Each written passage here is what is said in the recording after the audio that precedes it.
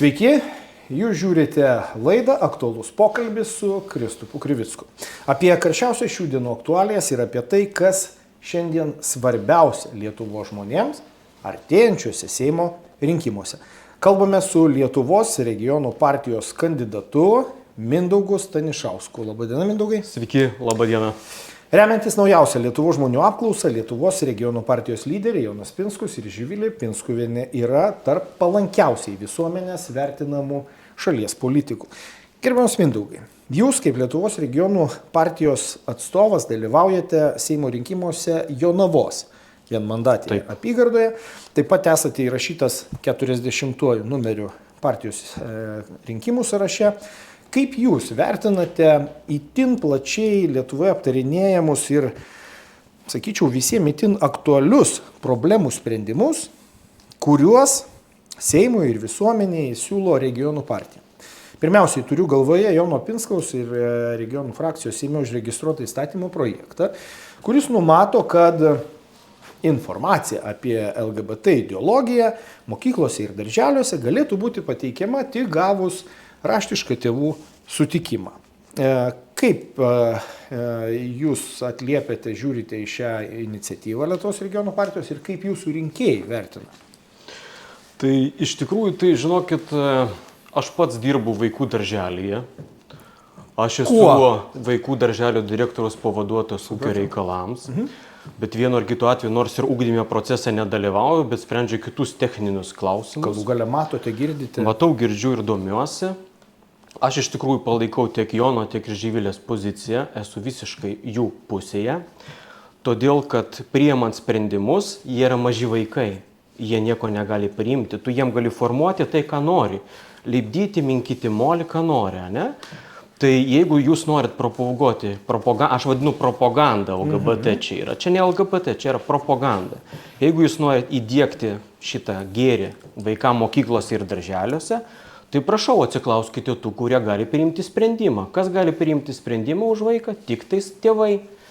Raštiškas sutikimas dėstote. Nėra raštiško sutikimo, nedėstote. Ir kaip ir nėra problemos. Draudimo absoliutaus juk nėra, nesiūlom. Nėra. O kaip jūs girdite vis tiek, darželiai, ar tėvai, ar bendruomenė, ar darželio auklėtojai, kaip jie šitą situaciją vertina? Jie taip pat kaip jūs mano? Iš tikrųjų, žinokit, jie yra realiai pagal tą propagandą, kuri kišama LGBT per žiniasklaidą, per visur, jie yra šokiruoti, mato pavyzdžius užsienio šalyse, Anglijoje kas darosi, Danijoje kas darosi, kokia yra agresyvi taktika naudojama. Ir mano aplinkoje esantys žmonės, tėvai, visi suaugę žmonės yra palaikantis mano taip pat ir Živilės ir Jono poziciją, taip pat manau jūs, Kristupai, taip pat mastot, kad norint šitą dalyką siekti, pasakoti žmonėm vaikam, jūs turit gauti sutikimą, viskas, taškas, jokių kitų variantų negali būti. Aš galvoju, kad galbūt ta tokia ataka iš oponentų pusės, iš Raskevičiaus, iš Laisvės partijos, iš valdančių pusės, būtent ir inspiravo tai, kad Jono Pinskaus ir Lietuvos regionų partijos siūlymas šį kartą buvo ne ribojimas visiškas, ne homofobiškas, o labai atliepiantis konstitucijos normas, nepilnamečio apsaugos nuo tam tikro informacijos poveikio, atsakomybių formas. Jis buvo labai toks teisiškai gerai sukonstruotas ir matyt tai sukėlė didžiausią pasipiktinimą, kad paprastai, žinot, veikėjai šoka per tvorą, per eitynės, dar kažkur toks rėksmingas. O čia labai profesionalus pasiūlymas ir teisiškai dalykiškas pasiūlymas. Norite skleisti savo, taip pavadinkim, lobistinės grupės interesam atstovaujamą informaciją. Prašau, skleiskite raštu, gaukite tėvų sutikimą, ne? Taip. Kita iniciatyva, taip pat Lietuvos regionų partijos ir pirmininko Jono Pinskaus, aktuali 100 000 jau šiandien Lietuvos gyventojų ir visiems mums, kurie anksčiau ir vėliau sulauksim pensinio amžiaus. Ir kalbu apie antrosios pakopos pensijų fondus ir būtent regionų partija Seime registruoja įstatymo pataisą, kad nieko nelaukiant, net rinkimų nelaukiant, skubiai būtų išspręsta problema, ką turiu galvoje, kad visi pensinio amžiaus sulaukę žmonės būtų išvaduoti iš tų fondų gniaužtų. Ir jiems būtų leidžiama be jokių apribojimų, laisvai jiems priėmus sprendimą, atsiimti iš tų fondų savo santaupas sukauptas, be jokių papildomų mokesčių, be jokių papildomų sąlygų, nuobaudų ir taip toliau. Kaip vėlgi jūsų Jonavos apygardos rinkėjai tenka matyti dalyvauti debatuose, diskusijose arba susitikti su rinkėjais, arba jūsų bendruomenės, darbovietės žmonės. Kaip į šitą temą žiūri, į šitą pasiūlymą ir kaip vertina situaciją? Šiaip tai aš galiu pasakyti, situaciją vertinam adekvačiai. Mes esame adekvatų žmonės ir suprantam, kas kaip vyksta. Pensinių fondų paleisti nenori lobistai, suinteresuoti asmenys, fondų valdytojai ir taip toliau. Tai čia matėt, kokia kilo panika paskleido šią informaciją ir, aišku, fondo atstovai iš karto didžiausia panika, nes praradimas pinigų, lėšų ir taip toliau. Mes nesam kažkokia atsilikus tauta, kuri nežinotų, kaip elgtis su savo pinigais. Turi būti laisvė, mano sprendimas, mano lėšas, ką noriu su savo pinigais ir darau. Aš tai palaikau ir mano aplinkos žmonės taipogi palaiko pilną atsiėmimą, netgi be jokių išimčių. Jokių ten lygos atveju. Pripasako, kada aš būsiu lygotas, žinokit, gal man net nelabai rūpės, ką aš ten turiu, kas ten pas mane fonduose guli, ne? Man jų reikia dabar. Ką aš su jais veiksiu, kad netaptumėt lygotas, galbūt spręsti problemą. Taip, sveikatos problemos ir taip toliau. Aš galbūt investuosiu į nekilnojimo turtą, pakelsiu savo būsto kainą ir taip toliau. Tai šitas pasakymas, kad reiškiasi fondai pririša žmogų, tai nieko čia yra gero, čia yra kaip tik vergovinis samprata. O regionų partija kaip tik pasisako už, kad, reiškiasi, žmonės galėtų laisvai priimti sprendimą. O Seimas nenori priimti šito dalyko, todėl, kad jie panikoja, tai yra nepopuliarus sprendimas. Lobistinės grupės, reikia matyti per Seimo narius. Taip, tai vienu žodžiu. Bet jūs labai gerai pasakėt, kaip dabar formuluoja, kad galbūt jeigu ir leisime atsiimti, tai leisime tik išskirtiniais atvejais, sunkios ligos, maždaug prie mirties, jau kai būsit, tai pateiksi pažymą. Bet iš tikrųjų jūs puikiai pasakėt, juk čia net persidengia problemos. Žmonės negali laiku patekti pas gydytojus. Eilės ilgiausios. Per tą laiką jų liga progresuoja. Galbūt jie galėtų eiti, save gelbėdami, vardant savo sveikatos, į privačią jau tiek to medicinos įstaigą, bet neturi pinigų, tie pinigai fonde. Taip, užlaikomi. Ir tada, kai jau jis visiškai, reiškia, nenugydomas net, o nusigaluoja iki jau mirtinos ligos, prašom, tada prašom. Tai jau nebereikia, ačiū. Nesąmonė visiškai. Logikos nebuvimas. Visiškai. Matyt, čia logikos nebuvimas mažiau atitinka. Čia matyt didelio intereso buvimas. Būtų tiksliau įvardinti didelių pinigų troškimas ir didelio intereso buvimas iš pensijų fondų ir akivaizdu, kad veikia per lobistus politikoje.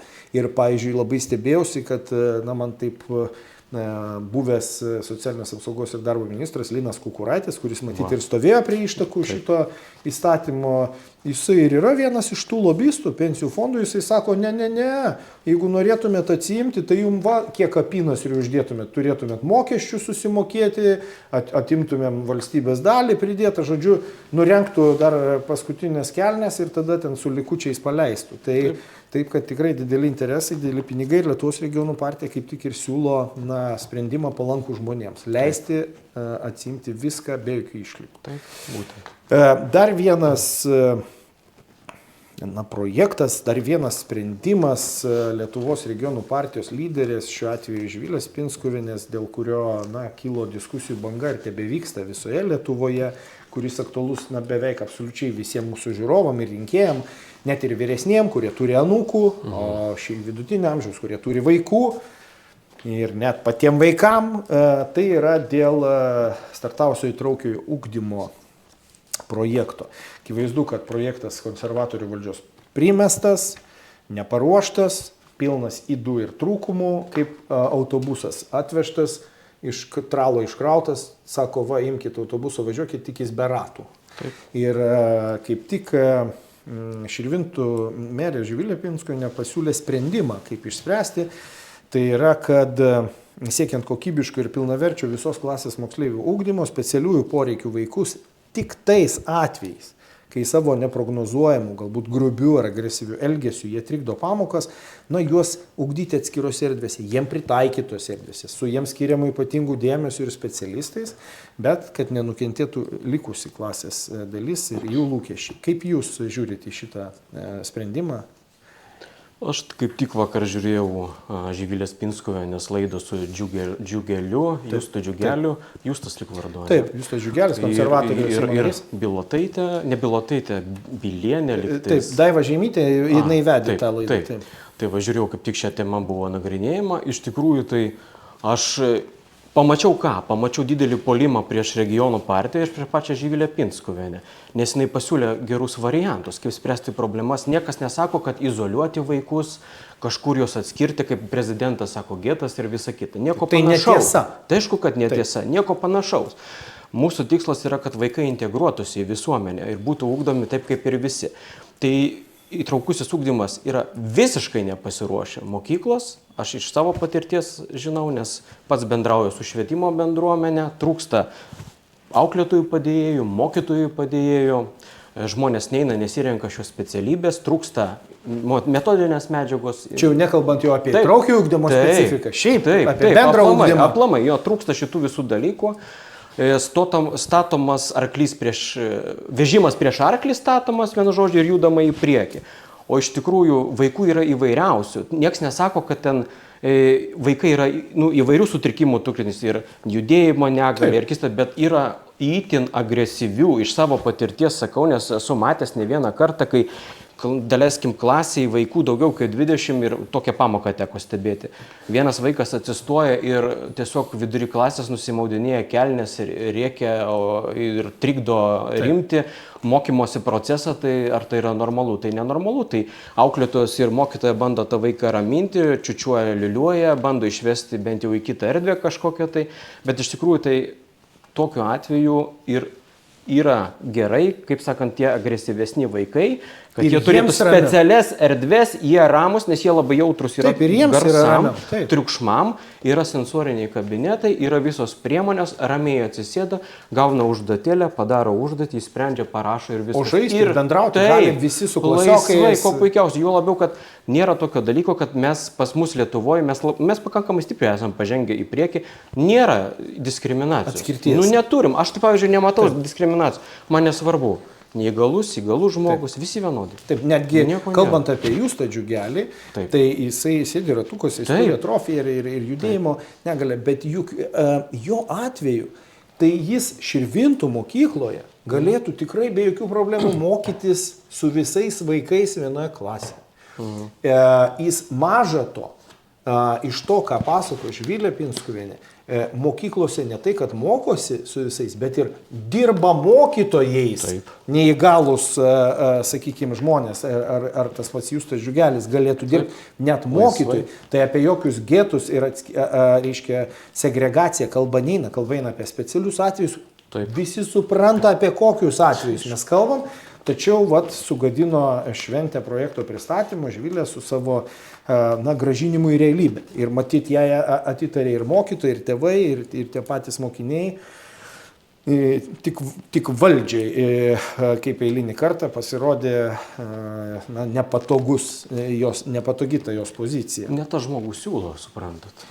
Aš tai manau, kad tiesiog sugadino jų šventę, kurią jie planavo rinkimam artėjant, susiplanavo jiems patogų projektą, kaip jie savo rinkėjams parodys, kokie jie čia yra integruoti į Europą ir kaip čia tą vėliavą neša, ir staiga išleido iš to jų baliono orą Živilė Pinskuvienė ir grąžino visus į realybę. Sako, dabar pažiūrėkim, kaip yra iš tiesų ir spręskim tas problemas, kurios iš tikrųjų yra. Taip, teisingai. Klausimas. Jonavos vienmandatė apygarda. Kokia jos specifika, kokie jos, sakykime, gyventojų rinkėjų lūkesčiai? Ką galėtumėt būtent apie savo apygardą pasakyti? Aš galiu pasakyti, kad Jonava kaip miestas pats išoriškai, infrastruktūriškai labai stipriai išsiplėtęs ir pagražėjęs, ES projektai ir taip toliau, bet galiu pasakyti, kad tai yra tik fasadas, tik gražioji pusė, o kas yra nelabai gerai yra paslėpta. Paprasčiausiai Jonavoje yra labai didelis nedarbo lygis, daugiau kaip 10%.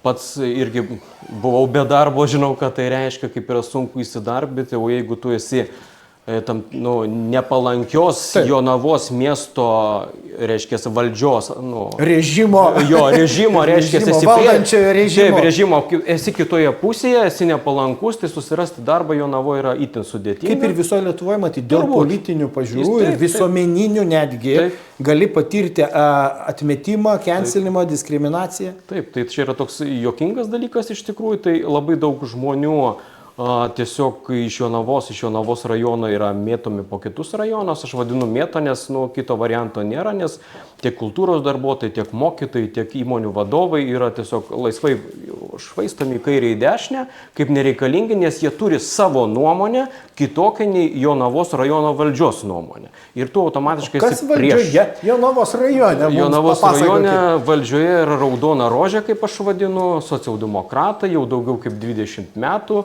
Įaugę įsibujoja ir tiesiog ten komunizmas klesti. Aš kitaip nepavadinčiau, tik tai kaip komunistai sėdi valdžioje.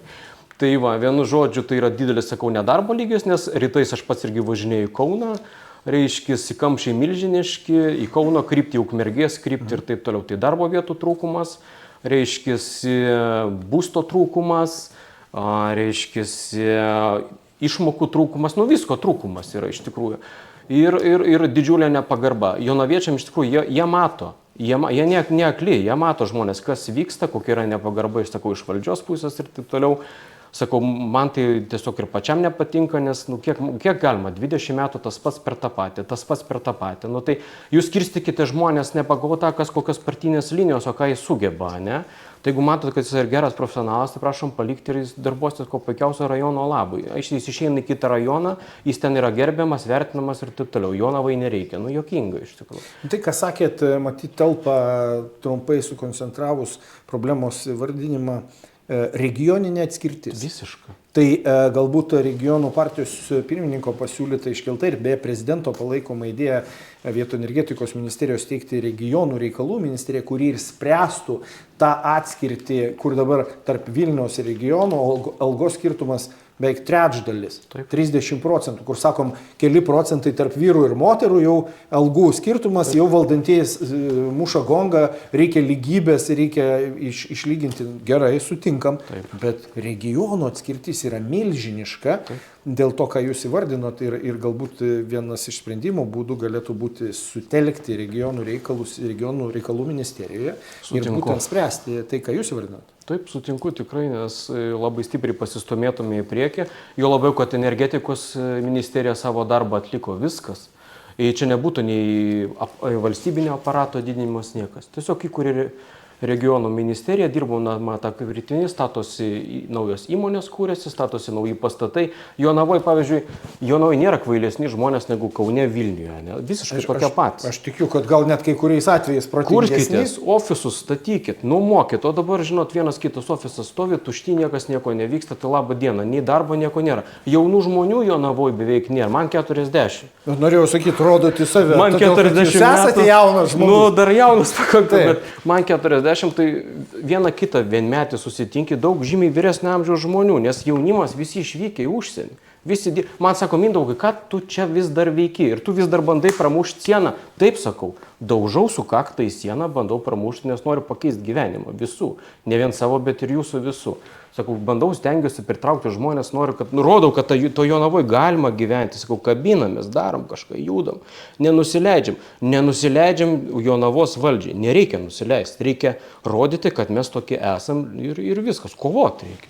Jonavos mastu ir Lietuvos mastu. Ir Lietuvos mastu. Gerbiamas Mindaugai, dėkoju Jums už žiūrovams ir tikiu būsimiems Jūsų rinkėjams. Skirtą laiką esu tikras, kad šis mūsų pokalbis padės rinkėjams apsispręsti balsuoti būtent už Jūs artėjančiuose Seimo rinkimuose. Laidoje aktualus pokalbis su Kristupu Krivicku dalyvavo Lietuvos regionų partijos kandidatas į Seimą Mindaugas Stanišauskas, kuris kandidatuoja Jonavos vienmandatėje apygardoje, taip pat yra įrašytas 40 numerių partijos sąraše. Linkiu Jums kuo didžiausios sėkmės, kviečiu rinkėjus palaikyti Mindaugą ir balsuoti už šį kandidatą spalio 13 dieną. Na ir žinoma, raginu visus jūs, gerbiami žiūrovai, atiduoti savo balsą už Lietuvos regionų partiją, kurios sąrašo numeris yra 6 ir kurios lyderiai yra itin palankiai Lietuvos žmonių vertinami politikai Jonas Pinskus ir Živilė Pinskuvienė. Šią aktualių pokalbių laidą vedžiau aš, žurnalistas Kristupas Krivickas. Mane taip pat rasite regionų partijos sąraše, mano numeris 11. Balsuokite ir reitinguokite. Lietuvos regionų partija tvirčiausias jūsų pasirinkimas.